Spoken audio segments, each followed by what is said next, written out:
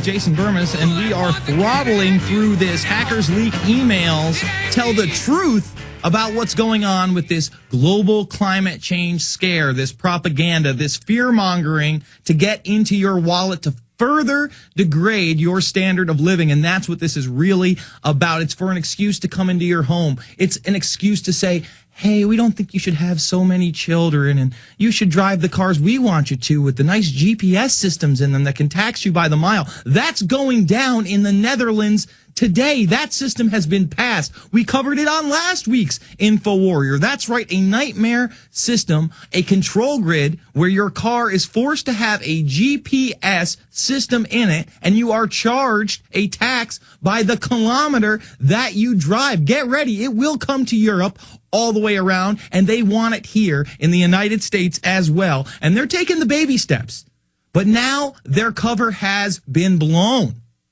Thank God for hackers out there. Everybody wants to degrade hackers, and they've had these global conferences where they're running drills, and they're the new terrorists, cyber terrorists. They want to pass the Cyberbullying Act and the Cybersecurity Act. But if it wasn't for these people that knew how to get into the back doors of computer systems that don't work for the overlords, that don't work for the elite-sponsored governments out there, we wouldn't have this information. It would still be hearsay. But it is no longer hearsay. Let me continue.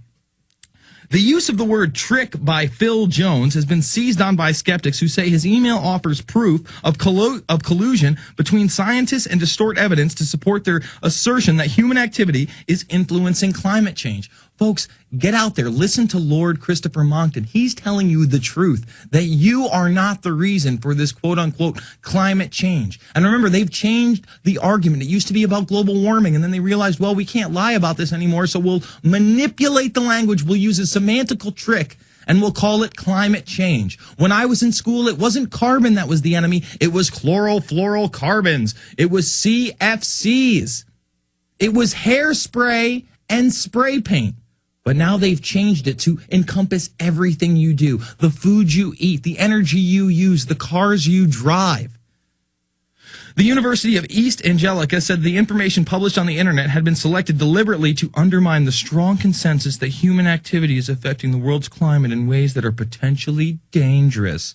No, they didn't cherry pick the evidence. They went out and published the emails, published the documents, and people are now reading them and understanding that this is a scam. You don't think it's a scam? We've got other headlines right here, right now, that show you the true nature of what this really means. UN. This is how you could fight climate change. You ready?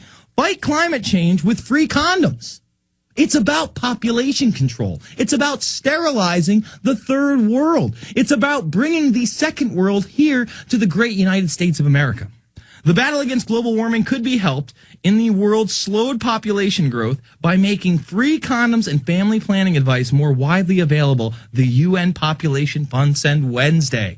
And over the weekend, I was in the office, and who's up on Bloomberg just praising the UN, worshiping the UN? None other than Mr. Sustainability himself, Ted Turner. And Ted Turner is on record on the Charlie Rose Show saying that global warming is caused by, quote unquote, too many people doing too many things, and that if we don't stop what we're doing, we are all going to become, quote unquote, cannibals that live in a third world state like Somalia. Too many people doing too many things. And what they didn't air on that television program, but you can read in the transcripts, is the fact that he also said there should be a 1 to 2 child policy instituted here in the late great United States. Women with access to reproductive health services have lower fertility rates and contribute to slower the growth of greenhouse gas emissions. They literally are telling you here in doublespeak that you are the reason that the planet is warming, that you're emitting too many greenhouse gases, and we need population sustainability. Again, when the UN is telling you they are going to fight not only population control, but climate change with free condoms, you should be able to assess what the agenda is truly about. And right now, with the Copenhagen talks going to be taking place from December 7th to the 18th, they have 65 world leaders enrolled for these climate talks. Some of the big hitters are coming from Britain, Germany, France, Spain, Australia, Japan, Indonesia, Brazil, and of course, the United States. Now is the time like never before. We have literally literally just over 2 weeks to let people know about this breaking news, that they can now read the lies, the hypocrisy of these so-called scientists, of these so-called experts, that we need to pay a carbon tax to save the world. And remember, the people that are promoting this carbon tax, this cap and trade scheme like Al Gore, they have 25 houses. They have large mansions that are just sitting there, and all they have are a few workers in them. Is that sustainability? Meanwhile, they want you to live in some sort of a shack inside of an apartment complex. They want you to live in the ghetto. They want to build up these big cities where you live in a compact environment, where you can be tracked, traced, and databased daily in everything you do, not just on your internet, not just on your phone, which is right now happening, and we're going to get into that a little bit later. They want total and complete control.